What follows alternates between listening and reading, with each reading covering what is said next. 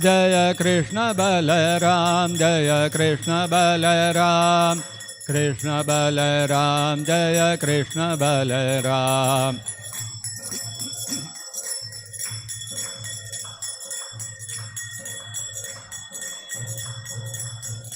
Jaya Gauranitai, Jaya Gauranitai, Gauranitai, Jaya Gauranitai.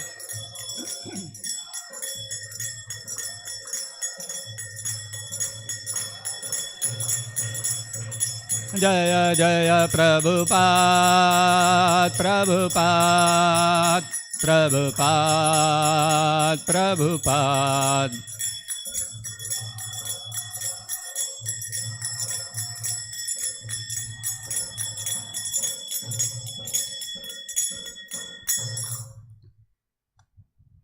Jai Mishnapat Paramansa Parivrajakatarishtottara Sata Shri Srimad His Divine Grace A.C. Bhaktivedanta Swami Srila Prabhupada Ki Jai. Jai Mishnapat Paramansa Parivrajakatarishtottara Sata Shri Srimad His Divine Grace Srila Bhakti Siddhanta Saraswati Goswami Maharaj Ki Jai. Ananta Koti Vaishnava Vrinda Ki Jai. Prem se kaho Shri Krishna Chaitanya Prabhu Nityananda Shri Advaita Gadadhara Srivasadi Gaura Bhakta Vrinda Ki Jai. Grantharaj Srimad-Bhagavatam Ki Jai. Shri Shri Krishna Rukmini Satyabhama Ki Jai. Shri Shri Krishna Balaram Ki Jai. Shri Shri Gaur Nitai Ki Jai. Jagat Guru Srila Prabhupada Ki Jai. Nitai Gaur Premanande Hari Hari Bol.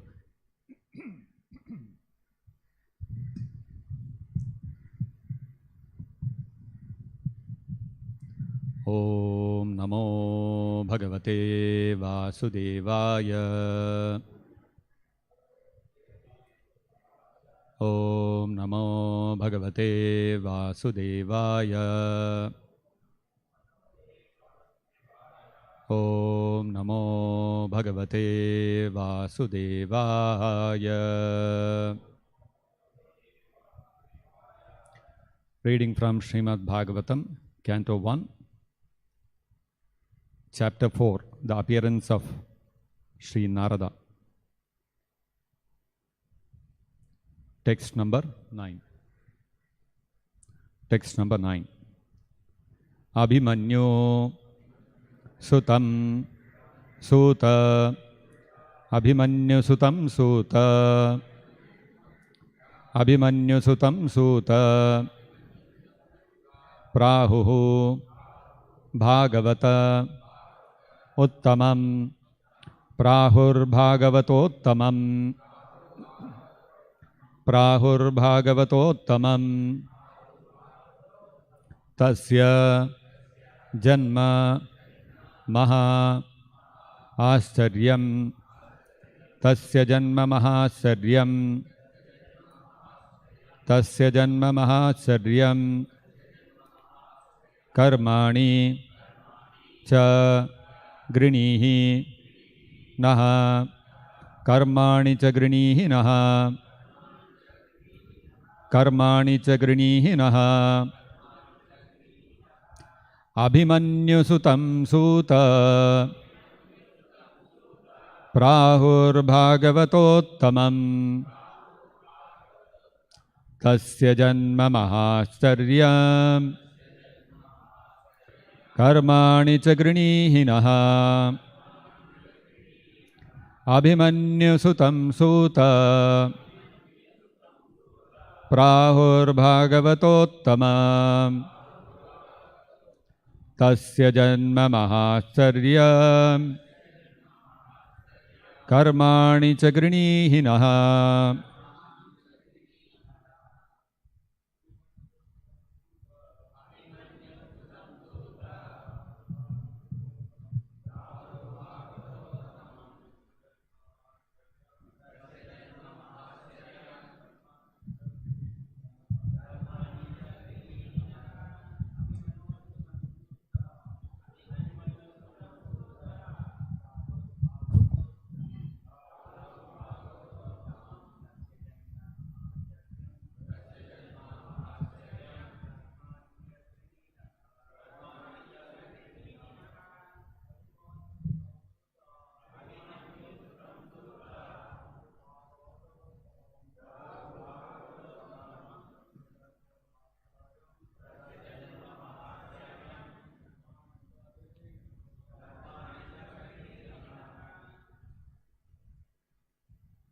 Abhimanyu Sutam, the son of Abhimanyu.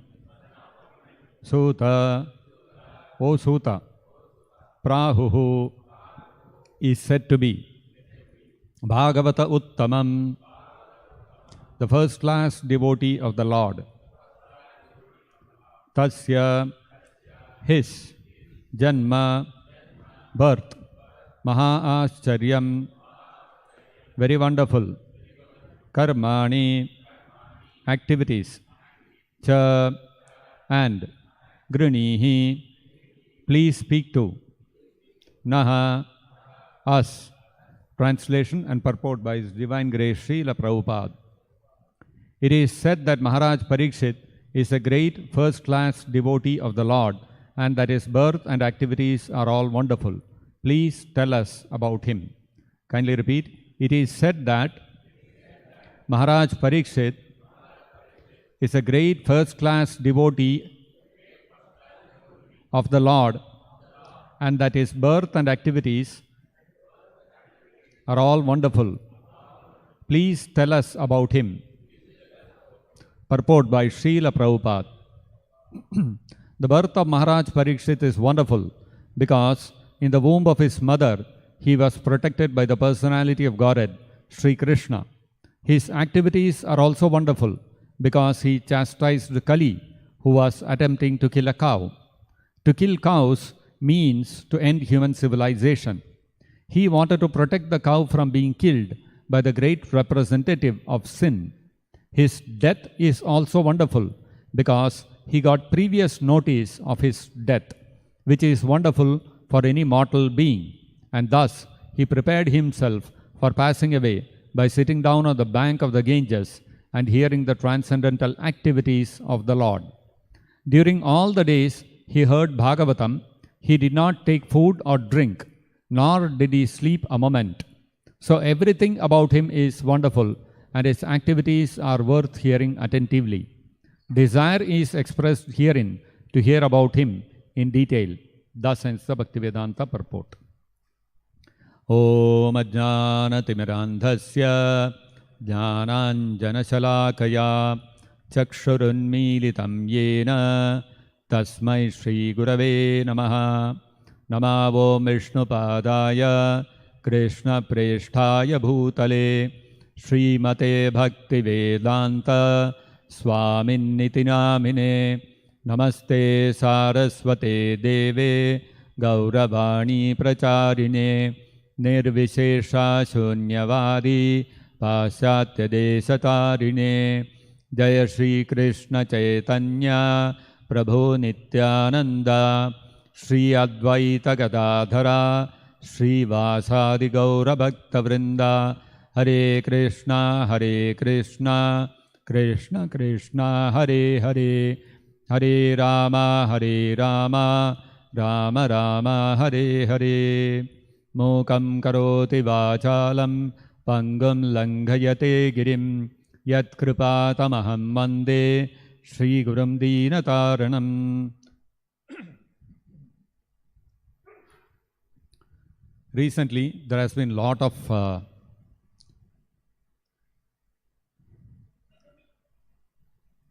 buzz in the media and amongst the people about the release of one Hollywood movie called, what is that called? Mission Impossible. So it's a Hollywood movie and somehow this movie has become the talk of the town. Everybody is talking about it and eagerly anticipated. Everybody is waiting to watch the movie.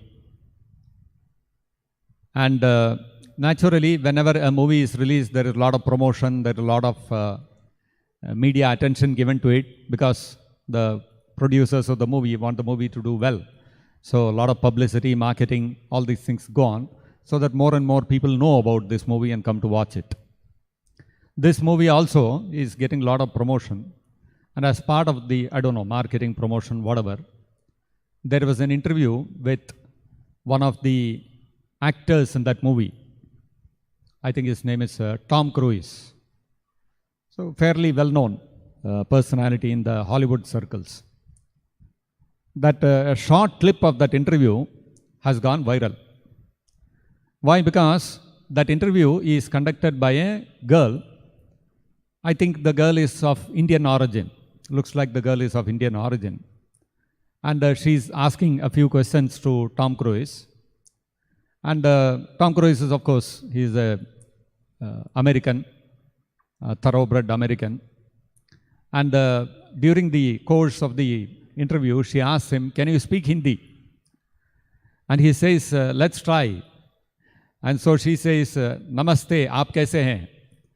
Then he repeats, "Namaste, aap kaise hain?" Nicely he repeats.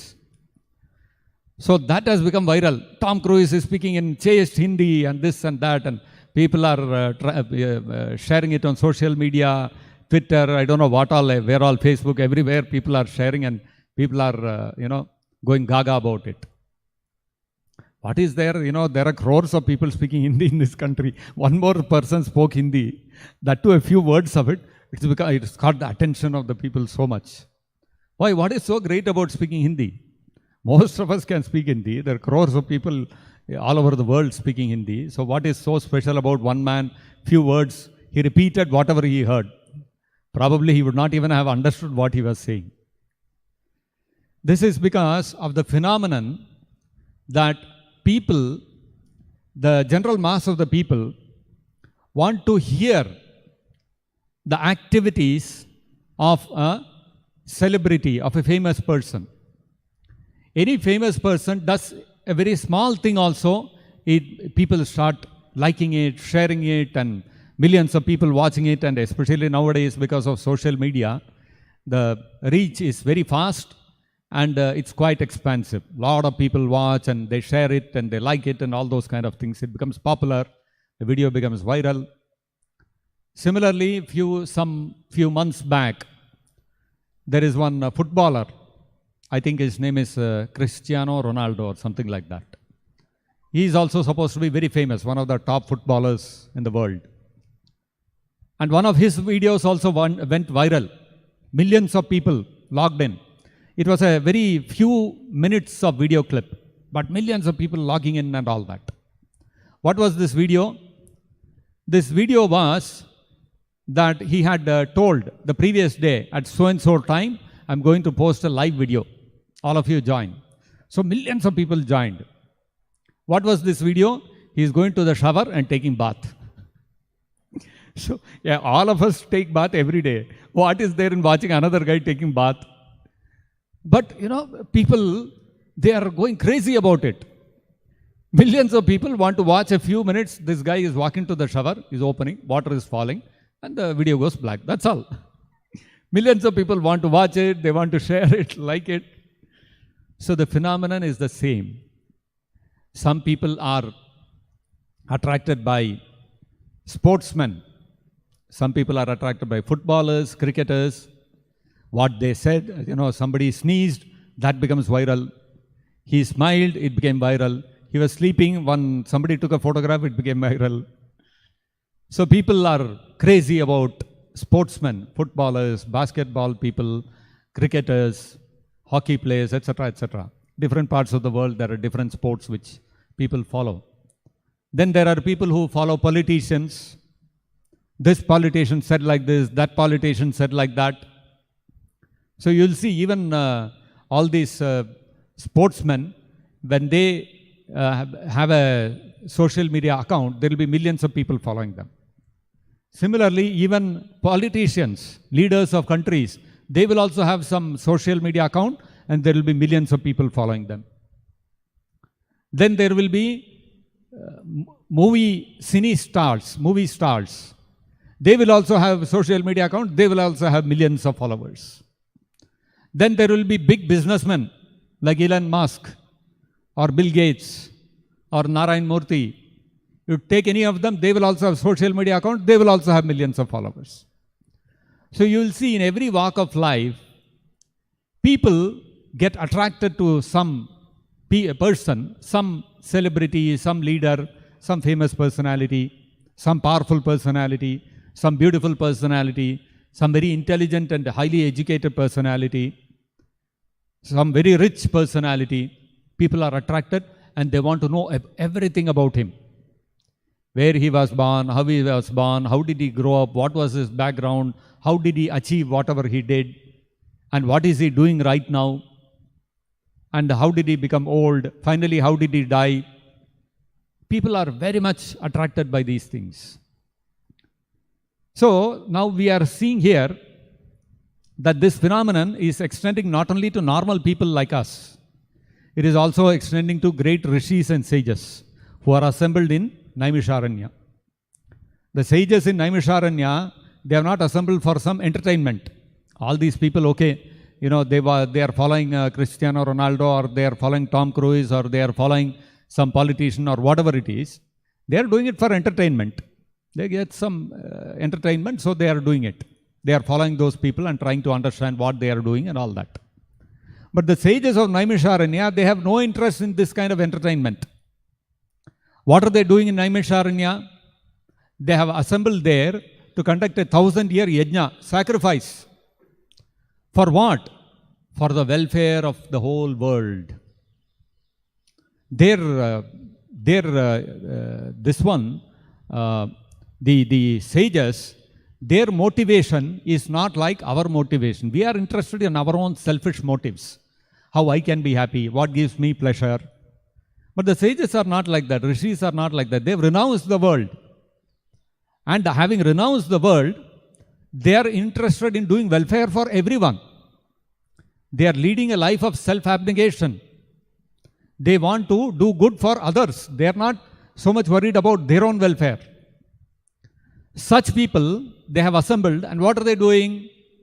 They are asking Suta Goswami, who is the leading speaker.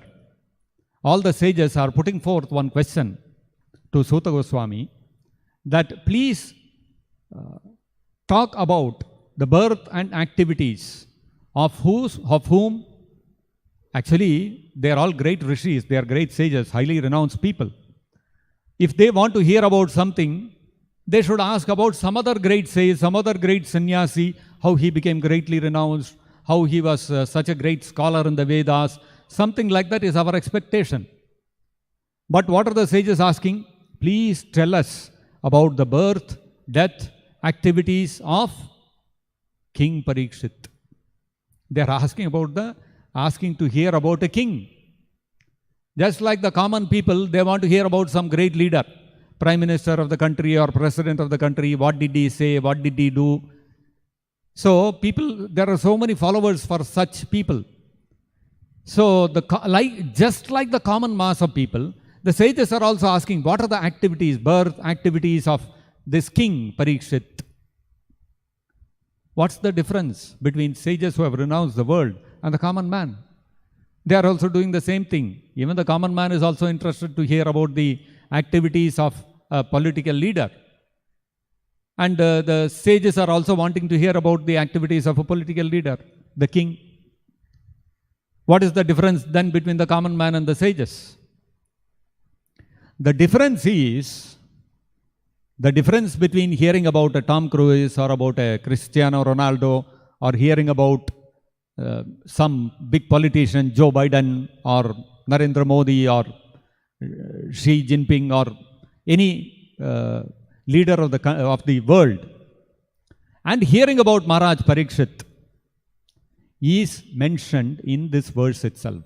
The sages are saying, Shri Krishna Rukmini Satyabhama.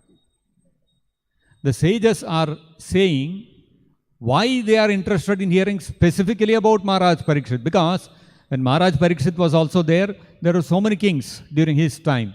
And previous to him also there were many, many kings. The sages did not want to hear about anybody else. They were very specific about Maharaj Parikshit. Why? Because of one wonderful, unique quality, characteristic of Maharaj Parikshit. What is that characteristic? It is said, Abhimanyu Sutam Suta Prahur Bhagavatottamam. That son of Abhimanyu, Parikshit Maharaj, the unique characteristic about him, which is making even the greatly renounced and vastly learned sages to become interested in him, is that Parikshit Maharaj is a Bhagavatottama. He is an Uttama Bhagavata. What is this Bhagavatottama? What is an Uttama Bhagavata? That is explained, the definition of a Bhagavatottama is given in the Srimad-Bhagavatam itself. The Srimad-Bhagavatam defines a Bhagavatottama saying that Sarva Bhuteshu Yaha Pashyet Bhagavad Bhavam Atmanaha Bhutani Bhagavadatman Yesha Bhagavatottamaha. Who is a Bhagavatottama? A Bhagavatottama, an Uttama Bhagavata, the greatest of Bhagavatas. Bhagavata means Bhagavan. Anything related to Bhagavan is called Bhagavata. Bhagavan means the Supreme Personality of Godhead, Krishna. This word Bhagavan is, in the Vedic scriptures, is actually specifically referring to Lord Krishna. The word Bhagavan is used to refer to other personalities also. The incarnations of the Lord. He's like Vishnu is there, or Parasurama is there. So many incarnations of the Lord are there. It can refer to them also. The word Bhagavan is used to refer to even great devatas. Sometimes Lord Shiva is also referred to as Bhagavan. Brahma is also referred to as Bhagavan. And sometimes the word Bhagavan is used to refer to great sages also. Bhagavan Badarayanihi. Sometimes even Vyasadeva is also referred to as Bhagavan. This word Bhagavan, although it is used to refer to any great personality, actually, if you look at the real core meaning of the word Bhagavan, it can refer only to the Supreme Personality of Godhead, Krishna. Actually, the real usage of the word Bhagavan is to refer to Krishna. Therefore, here when it is said Bhagavata Uttama, when we say Bhagavata, referring to Bhagavan, Bhagavata, Bhagavan, from the word Bhagavan comes Bhagavata. Means what is related to Bhagavan. What is related to Bhagavan? Related to Bhagavan are his devotees. Bhagavan is the Supreme Personality of Godhead, Krishna, and Bhagavatas are the devotees of Krishna.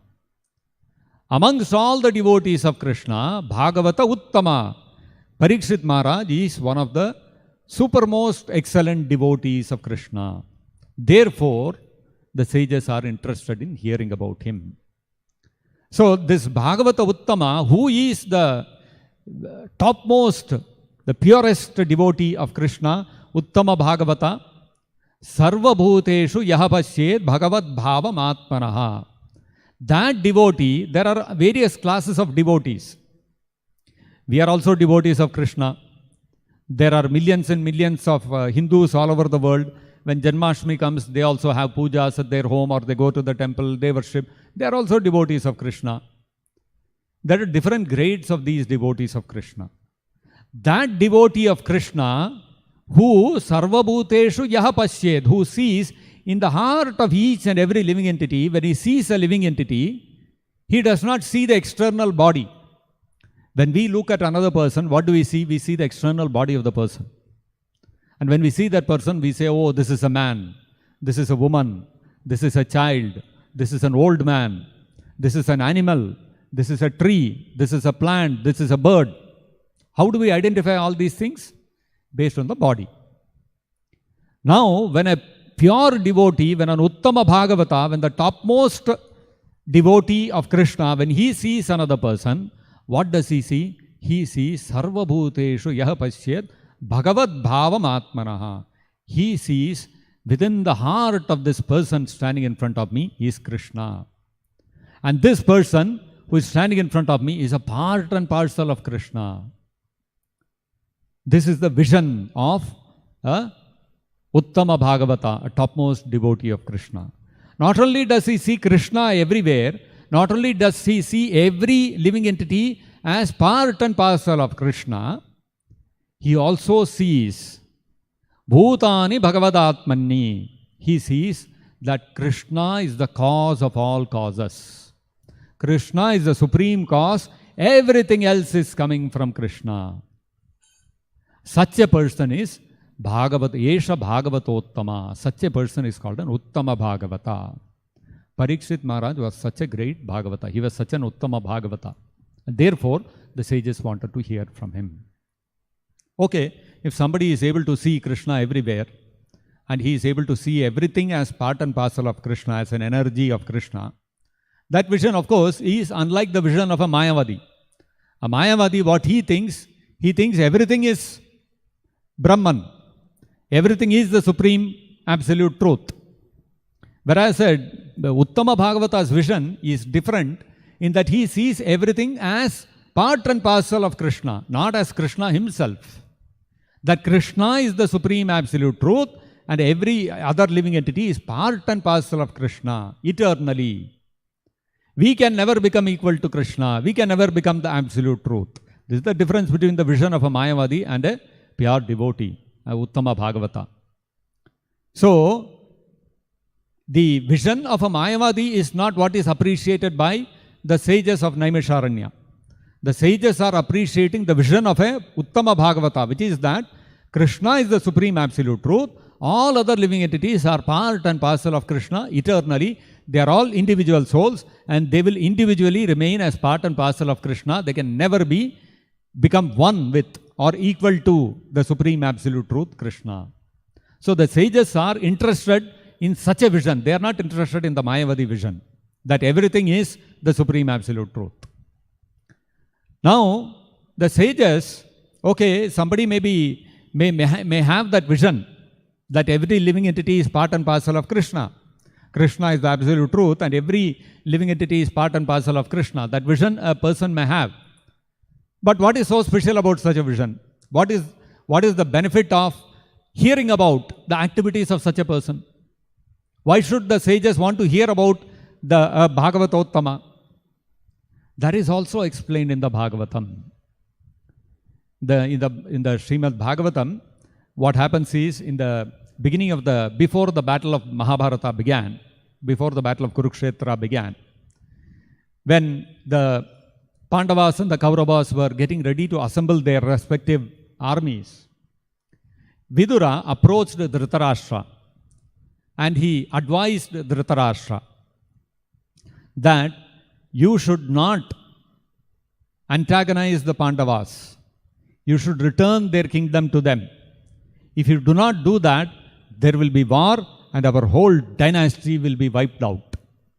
Because the Pandavas are great devotees of Krishna, they have Krishna on their side, they are undefeatable. Therefore, do not bring about such a calamitous situation. This was Vidura's advice to Dhritarashtra. And he further said, the whole cause of this whole the fight between the Pandavas and Kauravas is because of your son Duryodhana. Therefore, reject your son Duryodhana and accept the Pandavas. And Vidura was a very frank person. He was always speaking, he used to always speak the truth. He was a very wise person and so he was fearless. He spoke these words to Dhritarashtra in the presence of Duryodhana. And when Duryodhana heard this, what happened? He became very angry. And he said, oh, you have become so big that you are advising my own father to reject me? He called all his soldiers and he told them, throw this dog out of this house. So Vidura, what did he do? Dhritarashtra was silent. So Vidura, what did he do? He took the opportunity. He said, this is the right opportunity. He gave up all his arms, he gave up his wealth, his house, everything, and he walked off. He said, good, Duryodhana has become instrumental in me renouncing this. What is all this politics and all these crazy things? I don't want to be I'm not interested in all this. I want to do devotional service to Krishna. Because Vidura is a great pure devotee of Krishna. So he simply walked out of the house. And he walked out of the house and he went on pilgrimage place to place incognito. As a sannyasi, he wandered about. And then finally he got word from Maitreya Rishi that, and Uddhava and Maitreya Rishi in Haridwar, he met them there. And he heard from them that the battle of Kurukshetra got over and all the Kauravas, they are all killed. Duryodhana and all his relatives, they are all killed. When he heard this, Vidura heard this, he came back to Hastinapura with the intention that he had heard that although the battle of Kurukshetra was over, Duryodhana was killed, Dhritarashtra was still living in the palace of the Pandavas. And after all, always Vidura, being the younger brother of Dhritarashtra, he always had a soft corner for his elder brother. He knew that Dhritarashtra by nature, he was partial to his son, but internally he was not an evil-minded person like Duryodhana. Duryodhana was the real villain. Now that Duryodhana was out of the way, Vidura thought, let me go back and advise Dhritarashtra and make him give up all this attraction for this kingdom, palace and all these things. Let me liberate him. With that intention, Vidura came back to Hastinapura. When he came back to Hastinapura, when he came to the palace, Yudhishthir Maharaj received Vidura. And when he received Vidura, Yudhishthir Maharaj was extremely pleased, happy to see Vidura. Vidura had always helped the Pandavas. When Duryodhana wanted to put the Pandavas in the house of Shallak and Varanavata and he wanted to burn them up, it was Vidura who cautioned, who warned the Pandavas that the Duryodhana he is plotting like this, so you better be careful. In a cryptic way, he told. He not directly, in a cryptic way, he informed Yudhishthir Maharaj, and thus the Pandavas were saved. Always, Vidura had always been on the side of the Pandavas only. Not only that, Vidura was a great pure devotee. And because Vidura was a great pure devotee, for the Pandavas, he was always a very dear uncle. And therefore, when Yudhishthir Maharaj saw Vidura, he was greatly happy. He was greatly pleased. Oh, Vidura has come back. Immediately received him very respectfully, made him seated and all those kind of things. And after doing all the upacharas, Yudhishthir Maharaj made one statement. He spoke about Vidura. He said, Bhavadvida Bhagavataha. He said, Bhavadvida Bhagavataha. Devotees like your good self, Tirthabhutaha Swayam Vibho. Because Vidura had gone on pilgrimage and he had come back. And Yudhishthir Maharaj is telling, devotees like your good self are yourself places of pilgrimage. Tirthabhutaha Swayam Vibho. You yourself are places of Tirtha Yatra. Tirthi kurvanti tirthani. So then why did Vidura go on a Tirtha Yatra? If Vidura himself is a place of Tirtha, to come and see Vidura is as good as going to a place of pilgrimage. If that is the question, if that is the case, then why did Vidura go place to place pilgrimage? Yudhishthira Maharaj says, Tirthi kurvanti tirthani. All the tirthas, all the holy places, all the places of pilgrimage become holy because of personalities like you go into such places. Tirthi kurvanti tirthani. All the tirthani, all the places of pilgrimage, tirthi kurvanti are made places of pilgrimage by your presence, by personalities like your presence. So Vidura going on pilgrimage is actually not like our going on pilgrimage. We go on pilgrimage to holy places for our purification. To wash all our past sinful reactions, we go to Haridwar, take a bath in the Ganga, or we go to Vrindavan, take a bath in the Yamuna, or we go to Prayag and we take a bath in the confluence in the Prayag, in the Sangama. So our going there is for our own purification. When pure devotees like Vidura go on pilgrimage, they purify the places of pilgrimage, because people like us, sinful people like us, we go and unload all our sinful reactions in such holy places by taking bath there and undergoing various tapasyas, austerities, etc. Vratas, whatever vrata we take, all those kind of things. By doing all those things in those places of pilgrimage, we unload our sinful reactions there. So with time what happens is, these holy places become burdened with sinful reactions. And whenever such pure devotees like Vidura visit these tirtha sthalas, these places of pilgrimage, they purify those places of pilgrimage of all the sinful reactions. And again, those places of pilgrimage, they are able to take further sinful reactions of all the conditioned souls. Tirthi kurvanti tirthani. So this is the, why they are able to, the places of pilgrimage are holy and they are powerful enough to wash away the sins of all the conditioned souls who visit them. But the pure devotees of Krishna are so powerful, they can purify the places of pilgrimage themselves. How do they get such power? Swantastena gadabhrata. Because such pure devotees are constantly carrying Krishna within their heart. Wherever they see, they can see only Krishna. They see another living entity, they see that this living entity is part and parcel of Krishna. Every object that they see reminds them of Krishna.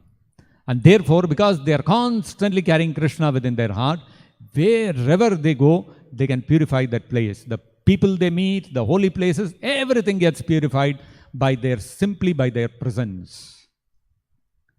So this is the effect of coming in touch with a Uttama Bhagavata, whether by coming personally in touch with him, by seeing him, by touching him, or by hearing him, or simply by hearing about his birth and his activities, the same effect can be achieved.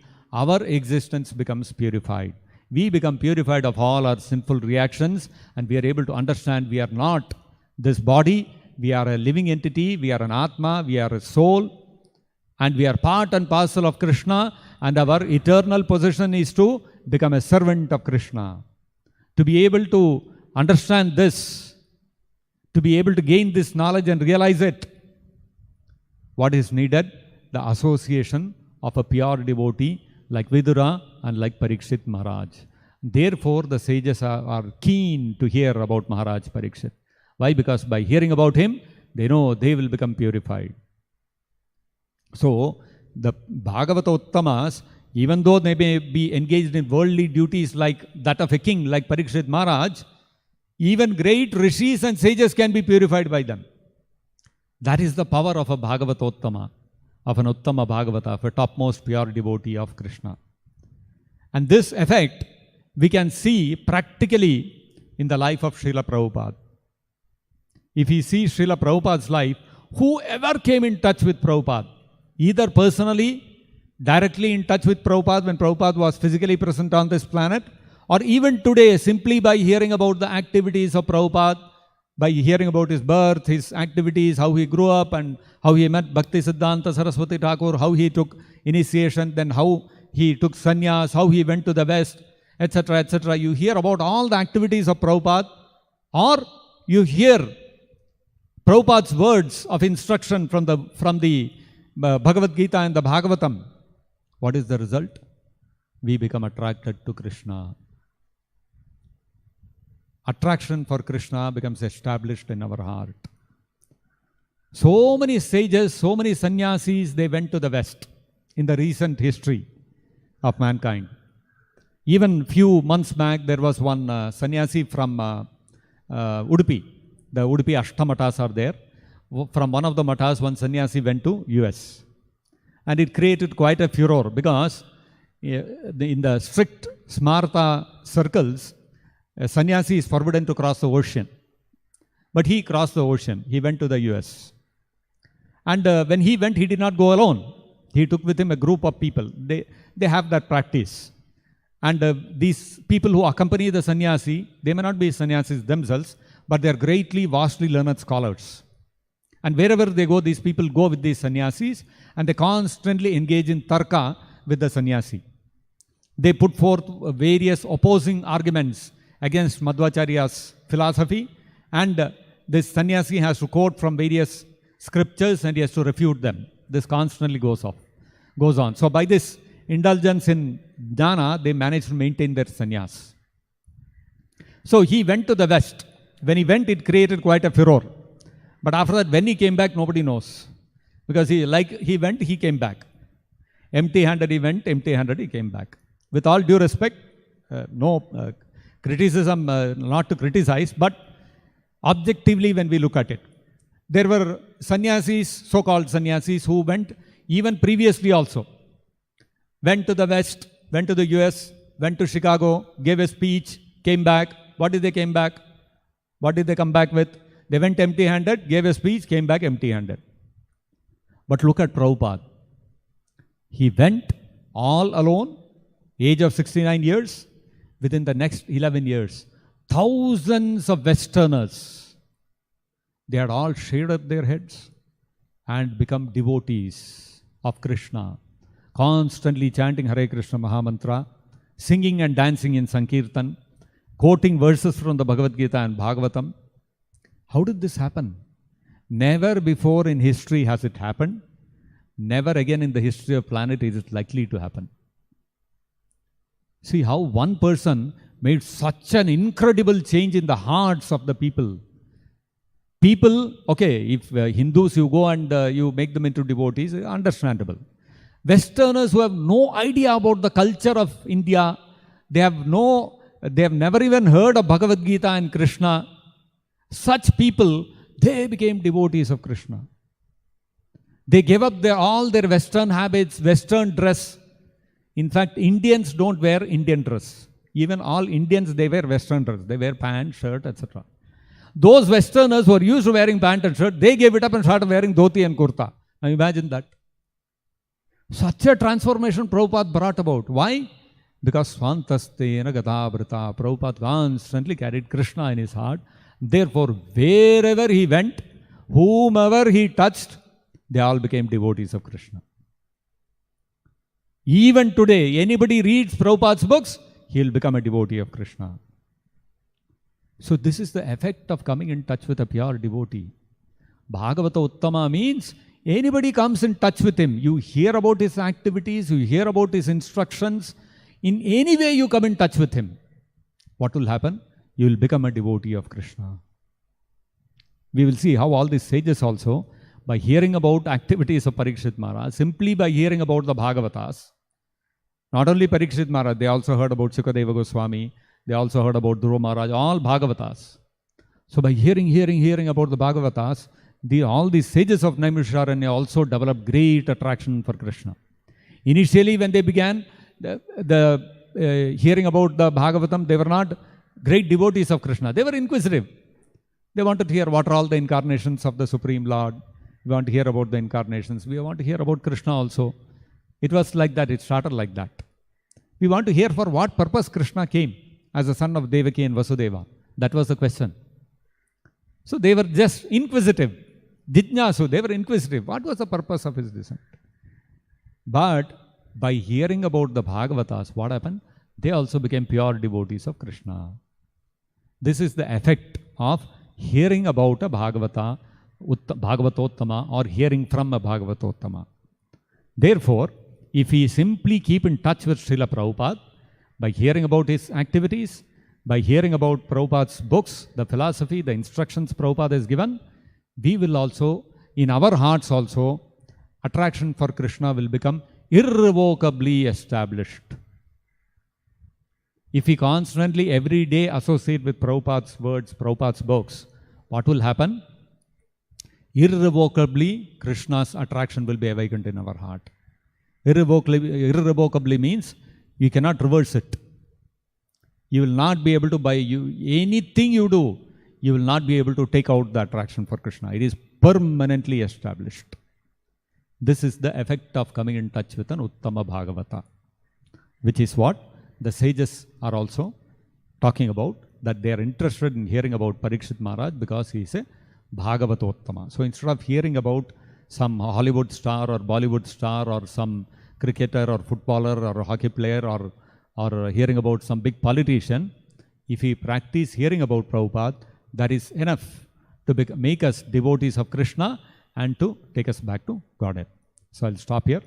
If there are any questions or comments, we can discuss. Anybody has any questions? Yes, please. Hare Krishna, Prabhu. Hare Krishna. In the beginning, you have mentioned the sages of Naimisaranya heard this Bhagavatam from Sutta Goswami for 1000 years is the yajna that has been spoken. So is it only Sutta Goswami who was reciting till the end of this 1000 years, or is it anyone else who came after Sutta Goswami passed away? Sorry, how did this... The question was not clear. No, this 1000-year sacrifice was happening for 1000 years. Yeah. This yajna. So in that case, is it Sutta Goswami who completed the narration of Bhagavatam at the end till 1000 years, or is it anyone else who took the lead and then continued after Sutta Goswami's passing away? Well, the Bhagavatam only describes that the sages had assembled for a 1000-year sacrifice, and every day in the morning they would hear from Sutta Goswami about the Bhagavatam. So, going by that, all that we can understand is the entire assembly, actually Sutta Goswami was also part of that entire assembly of the sages who had assembled there in Naimisharanya for a 1000-year sacrifice. So he was also part of that, this one. But all the sages got together and they chose Suta Goswami. They told, we want to hear from you. So that is how he was chosen as the leading speaker. So from that what we can understand is that for the entire duration of that sacrifice, Suta Goswami must have spoken. Now, how many years did he exactly speak? Did he speak for 1,000 years or did he speak for a few days? We don't know. We are not, that's not something which we are aware of. But the context is in that assembly of the sages where they had assembled to conduct a 1,000-year sacrifice. That was the context in which the Bhagavatam was spoken. That's more important than understanding the timelines. That's not so crucial. So that is why the Bhagavatam also doesn't mention too much about it. The context is given and the rest is explained. Is that okay? Okay. Anybody else? Anything else?